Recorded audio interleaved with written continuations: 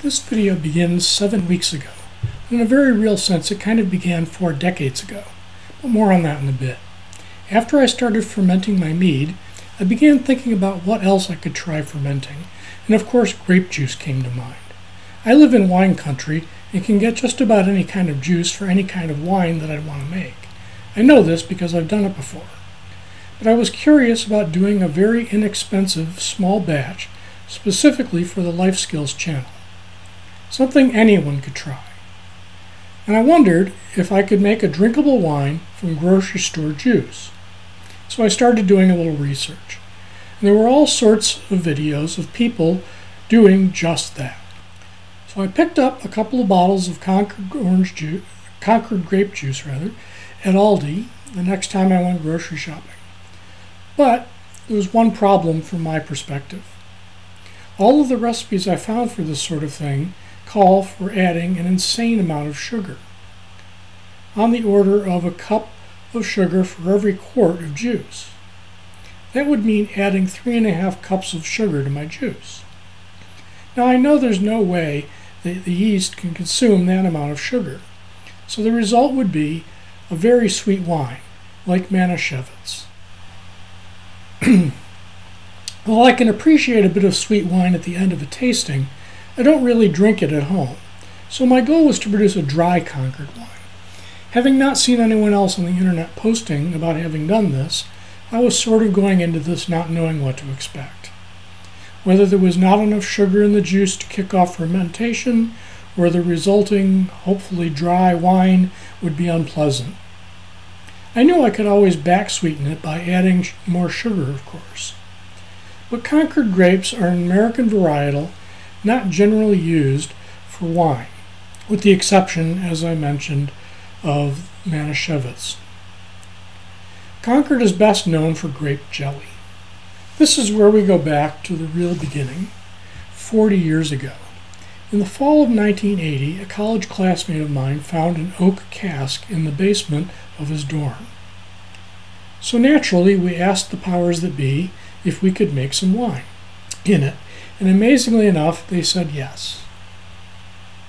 So we drove to the nearest pick-your-own vineyard and picked 140 pounds of Concord grapes. We crushed them by hand, lacking any actual winemaking equipment, added some bread yeast from the grocery store, and actually made 40 gallons of wine. It was drinkable, and we had a big dorm party and drank it. Then again, we were college students, so pretty much anything was drinkable. Somewhat confident that I could make something resembling wine with $5 worth of grape juice and some bread yeast, I got started. If you're going to try this, be sure to read the label of your juice. You want to make sure there are no preservatives added to the juice. All that's added to this juice from Aldi is vitamin C, which is fine. The yeast are totally okay with that.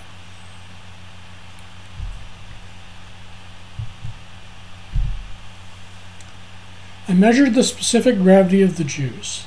This is a measure of the amount of sugar in solution. The actual measurement is not as important as the difference between the measurements before and after fermentation. This allows one to calculate the percent alcohol by volume. Specific gravity is also an indication of dryness. Specific gravity is measured as a percentage of solutes relative to the specific gravity of water, which is assigned the value of 1. I measured a starting specific gravity of 1.066.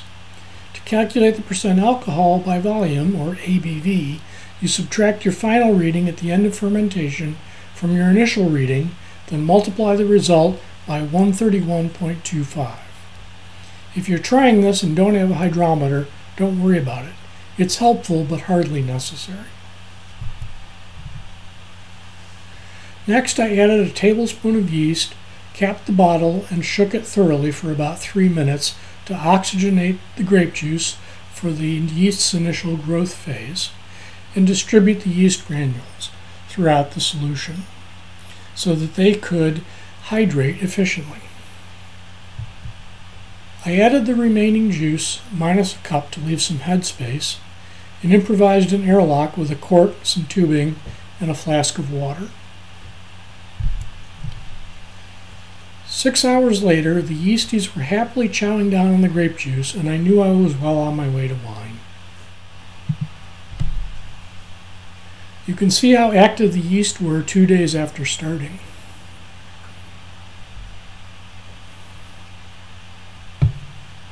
By the 2-week mark, the fermentation activity had completely stopped, so I took another specific gravity reading and measured 0.996, which is less than 1, indicating that the yeast had consumed all of the available sugar, that the wine had gone completely dry, and that fermentation was complete.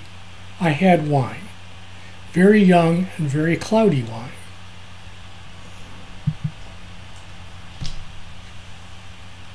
At this point, I racked the wine, which is the process of siphoning the wine off of the dormant yeast, which had settled to the bottom of the fermenter. This gives the wine a chance to clear and not pick up any of the off flavors from the yeast. I also took a little taste of the wine, and it was definitely lacking any complexity. It tasted like grape jelly, but not sweet.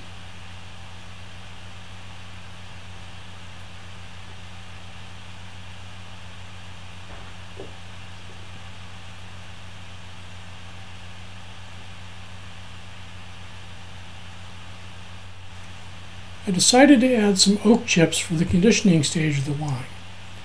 The oak cask had worked 40 years ago, and fine wines are still conditioned in oak barrels. These are French oak chips that I had purchased at my local brew shop, $5 for the pound. I used 1 ounce for this batch of wine.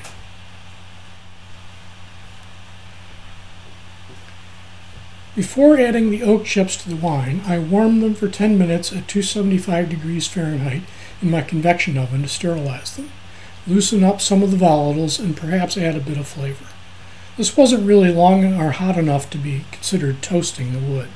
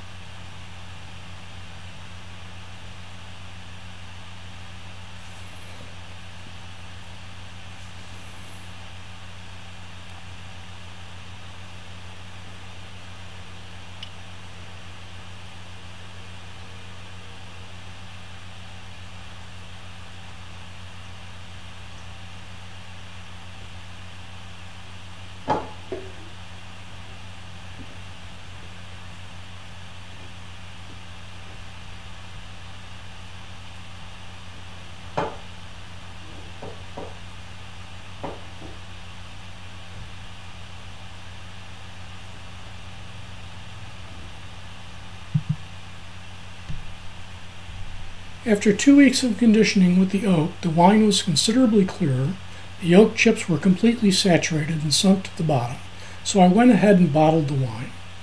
I used a siphon and a bottling wand, which has a little valve on the end which simplifies the process. You could just siphon your wine into a pitcher and carefully pour it into your bottles if this is your first time making wine.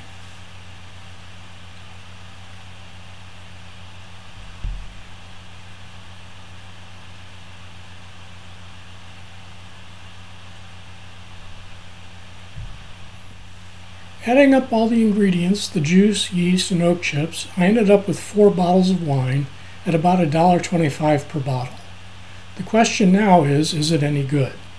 It's been 3 weeks since I bottled the wine, 7 weeks since I started it. The bottles have been resting in my basement, which is cool, about 55 degrees this time of year. I brought this bottle up this morning, so it's room temperature.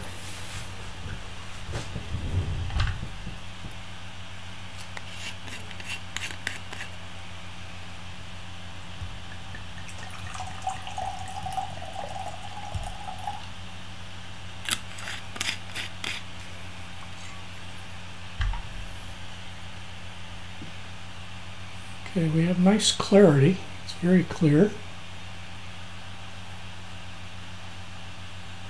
Smells good. A little Concord smell, but not overpowering.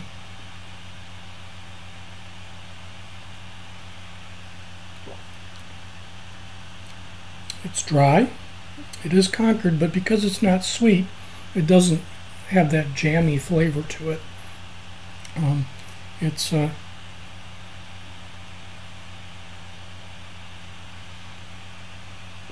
it's very drinkable, considerably better than the day I bottled it. So in only 3 weeks of aging, it's gotten much better. I have some bottles that I will keep down in my basement for 6 months to a year and try them again then. But for just a few weeks effort, this is quite drinkable, and I would recommend doing it.